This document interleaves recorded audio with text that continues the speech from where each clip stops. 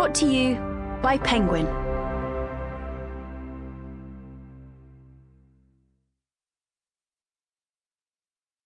The House by Simon Lelic.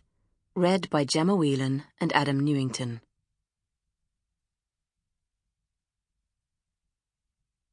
One. Jack. The police were outside again last night.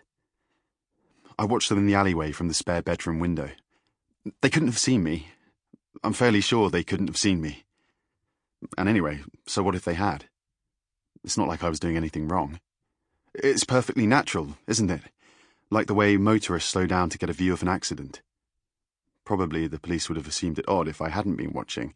I mean, I couldn't tell from where I was standing, but I bet the rest of our neighbours were watching too, all with their lights off, all cloaked discreetly by their curtains.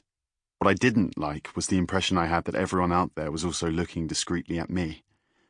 That the police being out there, at that time of night, was all just a show. A reminder.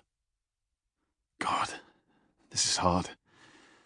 Harder than I thought it would be. It's knowing where to begin as much as anything. I'm not Syd. I know what she thinks, what conclusions she's drawn already, but I don't process things the way she does. If she'd gone first, I don't know where we would have ended up. And I'm pretty sure I wouldn't have had a clue about where to go next.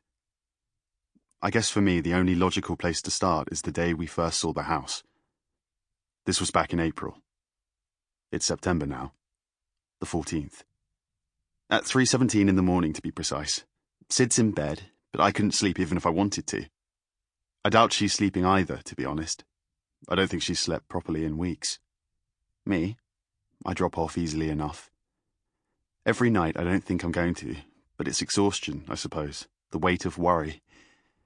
Tonight, though, our decision made, I just wanted to get on with it. There's a lot to get through, and not a lot of time. The open day, then. I suppose it has to be, though there's very little about the day itself that was unusual.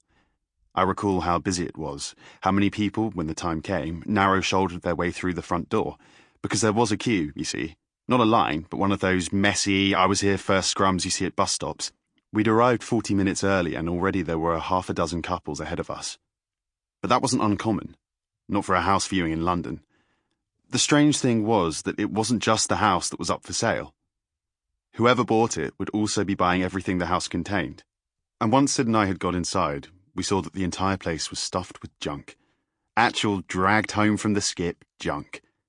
Books, too, and clothes, coats, pictures on every square inch of wall, boxes stacked heedless of shape or size, plus furniture big and small in every crevice. It was like a live-in, life-and-death version of Jenga. Oh, and birds. Clearly the current owner was into dead stuff. Taxidermy, doing it, hoarding it, I couldn't tell. There was a hawk, a seagull, even a pigeon amid the scattered flock. Syd must have noticed them too. I remember being surprised she didn't turn around the moment she did and walk straight out. The story the estate agent gave us was that the owner had met a woman on the internet.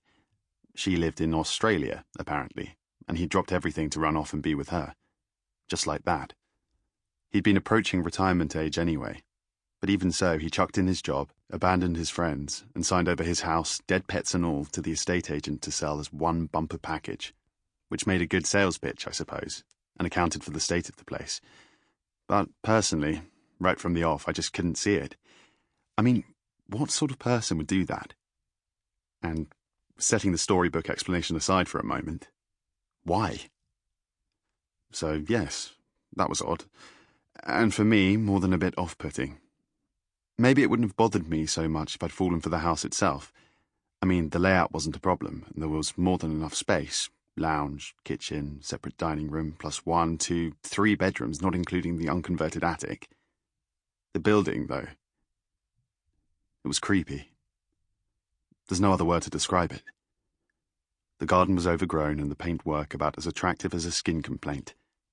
The house stood alone, detached, marvelled the brochure, as though it had been shunned. There was a row of terraced houses on one side, huddled together as though for safety, and a block of flats with its back turned on the other. It looked and felt somehow ostracised. So I Sample complete. Ready to continue?